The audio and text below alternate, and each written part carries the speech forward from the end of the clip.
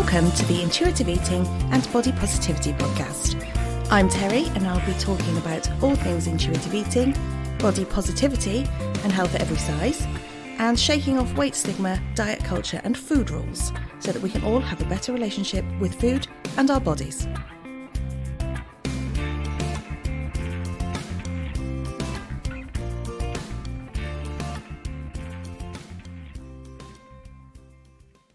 Hello. Have you had a good week? I've had a pretty good week. I had a good weekend. Well, I say I had a good weekend. I had a good Friday. Went out with a friend. She's just got engaged. Congratulations. So we went out and had some food and drinks to celebrate that. So excited. So excited. I love a wedding. I love a wedding as much as I love a birthday. And I love that she's getting married. I'm excited for her. It's exciting. So, went out, had some food. Hadn't really eaten in the day, and I hadn't realised this until it was too late. So we went out, had some food, had some drinks, had some more drinks, had some more drinks. And then Saturday Terry paid the price for Friday Terry's behaviour. Yeah, I was a little bit hungover. But there we go. All in the name of good fun. But Saturday, it was made very apparent to me how clever the body is. So, we're all about intuitive eating around here, aren't we? And on Saturday, I was making my way to the kitchen for some water because I was very, very, very thirsty. And on the side was a watermelon. Now, if you get my emails, you'll have already seen this story. So apologies if I'm repeating myself. But on the side was not a watermelon, a honeydew melon. And I looked at it and I thought, that is what I need in my life right now. And then I've realised that that's what I needed because it's easy to eat. No one wants, difficult food, do they, when they're in that kind of a state? So it was easy to eat. It was juicy. It would be easy on the stomach. And I thought that's what I need. And for me, it was all about the feeling in my mouth at that time. I wanted liquid. I wanted fluids, and it was my body trying to rehydrate me, even through the food it was choosing for me. I instantly knew when I looked at that melon that is what I needed. And of course, it's because I was so dehydrated, and I needed something that would be easy to eat and easy to stomach. So isn't the body amazing, right? Isn't the body amazing? And then later in the day, it was all about the carbs. And that's because at that point, what my body was saying is, hang on a minute, you haven't really eaten. You've had a little bit of melon, love. That's it. Eat something, get some energy in. Let's restore the energy. And so then later in the day, it was about the carbs. God, the body's amazing, isn't it? Even in times like that, it's amazing. So if you can be guided by it in those times, why can we not be guided by it on a normal day-to-day basis? I mean, that was an extreme and came out in an extreme way. And it was obvious then. It's the same way as when we're ill. I mean, I've also had a bit of a stomach bug this weekend, shall we say? Not related to the drinking, genuine stomach bug. And my body has been saying what it wants to eat, what it thinks it can stomach, that sort of thing. It's just so clever, right? So, I think we need to give our bodies a little bit more respect in that manner. Start appreciating what it actually knows and what it can tell us if we listen to it. I don't think I have anything else of great interest to tell you. My tumble dryer is still amazing, obviously. Still fascinated by the water in the door. Yep.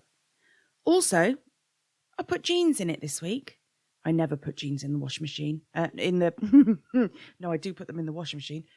I never put them in the tumble dryer because they do this weird thing where they fold the leg up in such a way that you end up with this weird white seam down the jeans and then you can't get rid of it. What's that all about? Is it just me? Does that happen for you too? Anyway, I thought I'm going to try this jeans setting on my tumble dryer. Well, blow me, it was amazing. It was amazing. They came out bone dry, not even creased. What's that all about? So I just folded them up and put them away. I love my new tumble dryer. Anyway, what should we talk about? We're here to talk about finding the good in all foods, aren't we? A major part of being an intuitive eater is giving yourself unconditional permission to eat all foods, right? That's one of the biggest things. You can't be an intuitive eater until you give yourself that absolute permission, unconditional permission to eat whatever your body is asking for. But that can be easier said than done when so much around us tells us that food is good or bad. Not neutral, not all accepted in equal measure, good or bad. So if you have a think about where that is all around you, it's in the conversations around you. You know, people talking about how they've eaten too much of a certain food, or they need to be good around certain food, that sort of thing. It's in advertising that you see. It's on food packaging itself. So, you know, certain foods will celebrate when things are low fat, low sugar, or even the other way, when they're screaming about the good stuff, the extra vitamins and minerals that they've fortified it with, extra fiber, that sort of thing. And it's all about reinforcing that some food is better than others. So in an ideal world, the words good and bad would never be attached to food. If I had my way, food would just be food. Everything welcome in the diet, no judgments. And I do say that about food now. Food is just food. Food's just food, right? And I know that's a difficult thing to let go of in the beginning. All of the messaging gets into our brains. Whether it's logical or not, we take it on board and we build our behaviours around it, don't we? By logical and illogical, I mean this. If you hear that you should eat less sugar, for example, that might feel very rational and very logical because we think of sugary foods as sweets, chocolates, that sort of thing. And in that sense, when you're saying eat less sugar, what you're saying is eat less simple sugars. Eat less simple carbohydrates, because carbohydrates are basically sugar, just in different levels of complexity. So a simple sugar is something like your table sugar, the stuff you put on your cereal or in your cup of tea. And then there are complex carbohydrates, which are a much more complex makeup of these sugars. And that's where you're in things like bread and potatoes, you know, the skin on a potato, whole grain foods, that sort of thing. They are made up of more complex buildups of sugar. So when people are saying eat less sugar, what they are saying is eat less simple sugars. And there's a few different reasons for that, but mostly it's to do with the fact that it's so quickly absorbed and so quickly used up by the body. So people see it as not being good for blood sugars, not being good for inflammation in the body, that sort of thing. There's lots of different reasons why people demonize sugar. Now, when we're talking about food overall, it does make sense to eat the more complex carbs, things that have got longer staying power in the body, right? They take longer to absorb and longer to use up. And so will satisfy you for longer, will give you energy for longer, that sort of thing. It does make more sense. So in that example, that message could seem really logical. But other messaging around food is not so obvious, right? It's not so cut and dry. For example, eat no carbohydrates, right? Take carbs out of your diet. That's a message you might hear. Do diets such as keto. You may hear that message. You might see others having supposed success with it and decide that you'll give it a go too, without even stopping to question whether it makes sense or not. We just see what somebody else has done and think, yes, brilliant, that'll work. I'll do that. without even questioning whether it is a rational, logical thing to do or not. Now, the body's preferred energy source is carbs, right? Sugars. And yet, when you do the keto diet, what you're doing is you're taking that away. So you're automatically putting the body into this permanent stress state. You are forcing it to do things differently, not the way it's really designed to function. It will function, but it's not the way it's designed to function. So to me, that's completely illogical. It's completely irrational, with the exception of a few very specific medical conditions that keto is good for. I won't go into those now. It's not the point of this episode. But the question is, for you, what other food messaging are you just accepting as a given without asking if it's logical or not? And what if instead we just thought about the food and the benefits that that food can give your body? If we thought about the typically bad foods in that context, you might find it easier to give yourself unconditional permission to eat everything that you'd like to. So let's take a look at some examples. I'll start you off, and then you can analyze some other examples for yourself after if you want to. But I'm thinking, let's go with the baddest of bad foods. So I'm thinking things like pizza, cake, chocolate, pastries, that sort of thing, yeah? Pies, sweets, all that sort of stuff. Let's look at some of those. Let's start with sweets, since that's an example we've already used. They get a really bad rap because of the sugar. They are supposedly having very little to offer nutritionally. All right, so that's true to a degree. They do not offer very much in the way of nutrients. Very few vitamins, very few minerals, nothing really to contribute of anything to mention there. That sort of thing. But they do have a place, right? So imagine this. You're at work. You have a very boring afternoon meeting, and you are having that all too familiar afternoon slump. Is that a good time to source a balanced meal or even a sandwich? You're sat in this meeting. Is it a good time to rustle up a meal? Probably not. Is it appropriate to have a couple of sweets? Possibly, yes. And those sweets are going to be quick release energy that might just see you through the meeting. They might just see you through until you can eat some more satisfying food, some more food that's going to give you a better energy supply. So in that time, is it better to have those sweets? I'd say yes. What about bread? Bread gets demonized by all diet plans, doesn't it? It gets limited or it gets removed altogether. But here are some really good things about bread.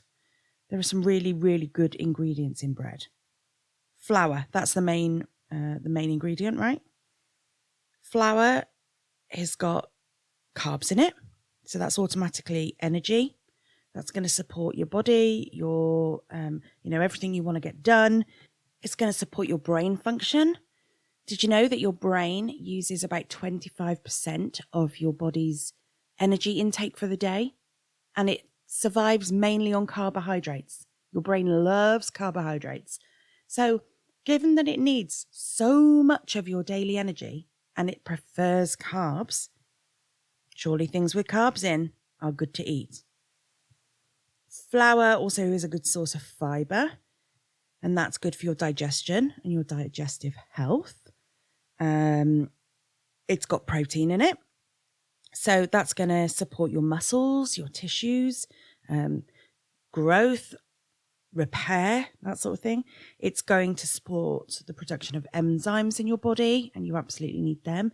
The creation of hormones, building your bones, good quality blood, skin, that kind of thing. There's loads that protein does in your body. Flour is a good source of vitamins and minerals too. There's lots of things like iron in there, calcium, magnesium, that sort of thing. All stuff you need. Also in bread is milk. So milk is a good source of fat quite often. And that's good for brain and eye health. It's good for vitamin absorption because some vitamins only rely on fat for absorption. So if you take the fat out of your diet, then you're going to be deficient in some vitamins. Fat is really good for energy production. It is really satisfying. It keeps you full for longer. It's good for cell function. It's good for the creation of new cells in the body. There's also some carbs in milk, and there are some good vitamins and minerals. So lots of calcium, magnesium again, potassium, all these things that your body needs. Then there is salt in bread. So people will go, oh, bread's got salt in it. Yeah, bread's got salt in it. And salt is good for you because it's an electrolyte in the body. And that means that with the right balances of lots of these different electrolytes, you have good fluid balance in the body. You're able to carry the nutrients around your body and absorb them. It means that you have proper nerve function. It means your blood pressure is properly regulated, that sort of thing. So salt really has a place in your body. It's not automatically to be demonized. So hopefully it is clear there that there are actually many benefits to eating bread. You know, all those things combined to make this slice or two of bread that you're going to have for your sandwich or for your toast in the morning, or both, because you don't have to restrict it. That's contributing such good things to your body. And given the choice between a sandwich, for example, or a basic salad, just a really basic, knock it up out your fridge drawer type salad, which do you think might produce the widest range of nutrients for your body and serve the most purpose for your body? I'm probably going to say that the bread is a better choice there. What about pizza? That's another bad food, isn't it? But again, let's look at the ingredients in pizza.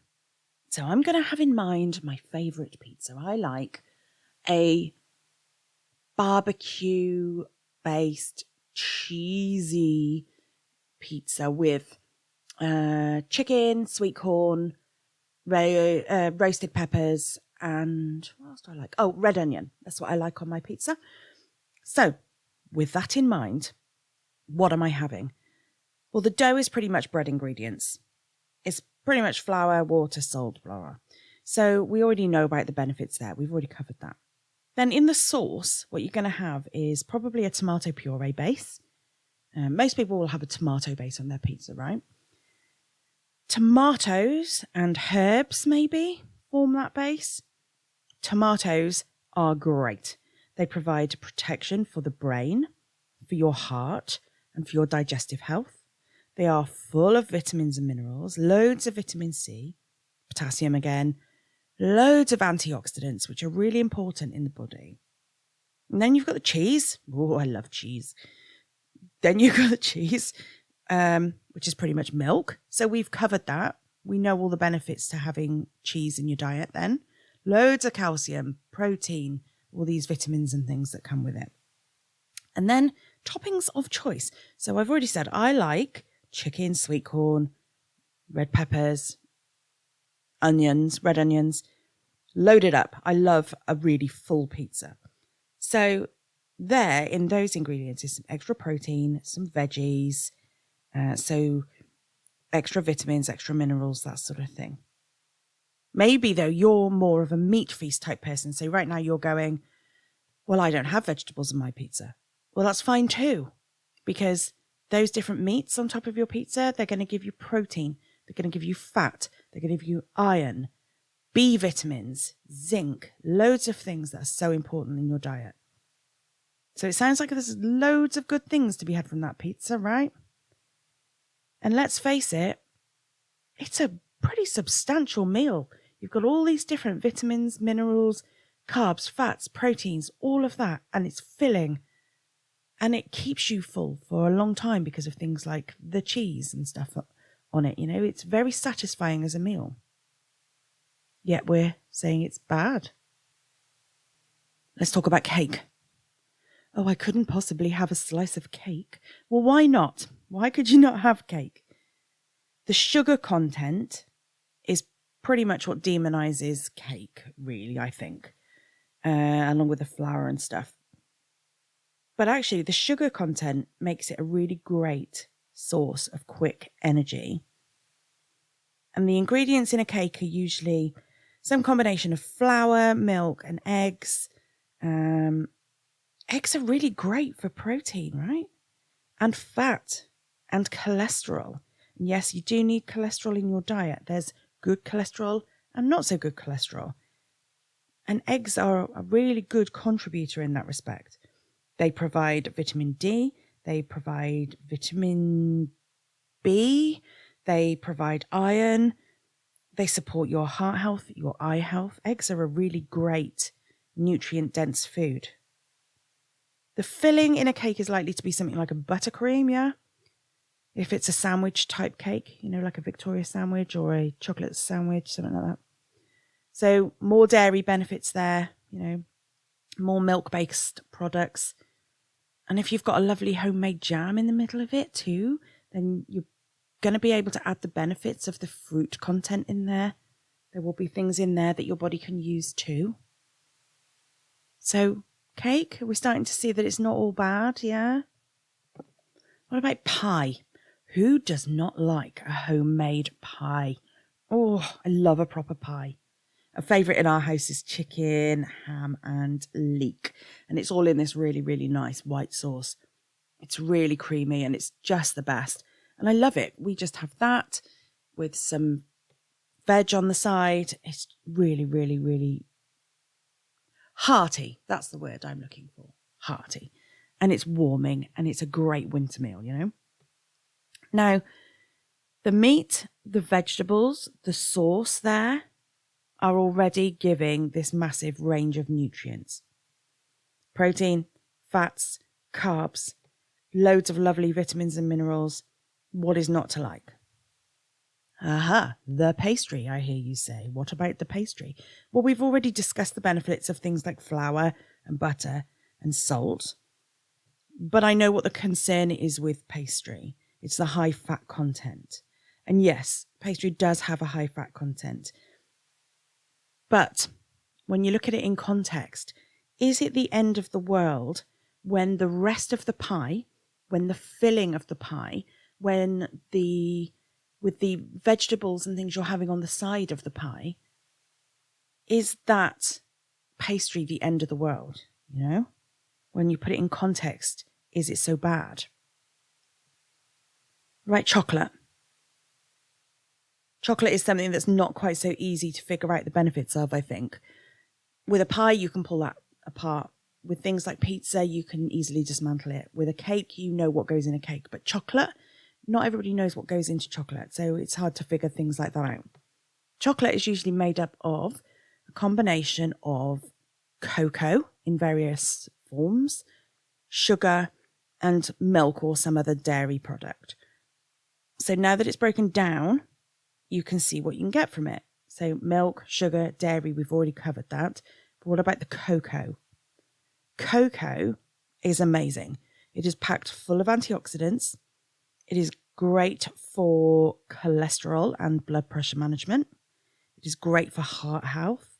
It's got such protective qualities. And the darker the chocolate, the bigger the benefits, because darker chocolate has got more cocoa. But even your standard bar of chocolate is still going to have a degree of these things. It's still going to have things to contribute. I mean, when you have a bar of chocolate, what's your go-to? What's your go-to bar of chocolate? Let me think of, say, a Snickers. So in there, you've got nugget, caramel, peanuts, that sort of thing, and it's all wrapped in chocolate. So, yeah, you're not going to have a very high cocoa content. But what you do also have in that bar there is peanuts. Peanuts are really, really good for you. They've got good energy density. They've got good fat levels. They are really, really good for lots of different health benefits. So even the off-the-shelf, grab it while you're paying at the garage for your fuel type chocolate bar does have something it can contribute. And again, it's quick energy. If you are flagging, if you just need something to tide you over, then to choose something like that is often so much better than to struggle on with low energy levels. So, can I just eat all the junk food and it's fine? Is the question, isn't it? No, the aim here isn't for me to encourage you to forget all about your balance of foods altogether. I've got a degree in nutritional therapy, so I absolutely know the importance of having good nutrients in the body. And I'm not going to belittle the parts of the foods that aren't so helpful in the diet either. For example, I don't encourage you to eat loads of sweets, loads of chocolate, loads of pastries, because we know that lots of sugar, lots of saturated fats, they're not health maximizing long term. You've got to have a balance. But it is important to stop demonizing them and instead seeing that all the food that you have in your life has something of use to your body. And that way you can begin to eat guilt-free. You can give yourself that unconditional permission to eat all the foods that we were talking about. If it's a choice between pizza for lunch or no lunch, because that's all that's available, then pizza is a really great option, isn't it? You can see now what that pizza is going to give you. If you've got a plate full of veggies and a slice of lovely homemade pie, why is the focus on the bad side of eating pastry rather than everything that dish has to offer? You know, you're taking away the fact that there are so many benefits in having the filling of the pie, the vegetables that you're having with it, that sort of thing, to focus on the fat level in the pastry quite often. So it's got to be everything in context, yeah? It's got to be a part of the bigger picture of your overall diet and what you need from your food when you're eating it.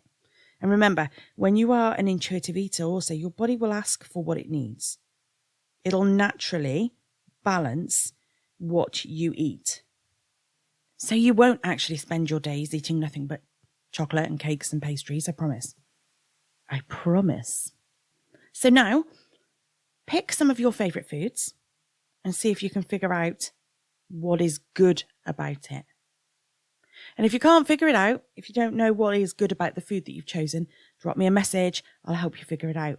But let's start seeing food as contributing to an overall diet, not demonized for the, bad side of whatever it's going to do for you if you ate it 24 hours a day, 7 days a week and nothing else.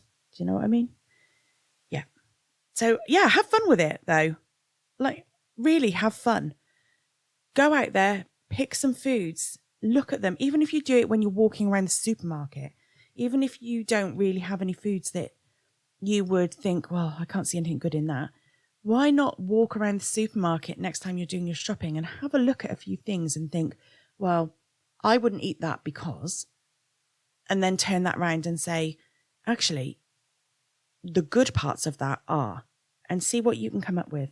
It's quite interesting when you start looking at the different foods you eat to see what good stuff your body can take from it, because your body will use the food that you eat in one way, shape or form. And quite often, there's lots of good stuff to take out of it. By the way, before I go, it has not slipped my notice that this is episode 100. 100 episodes. That's exciting, right? Have you listened to all 100? If you have, send me a message so I can send you a bloody gold star, because that is dedication to the cause.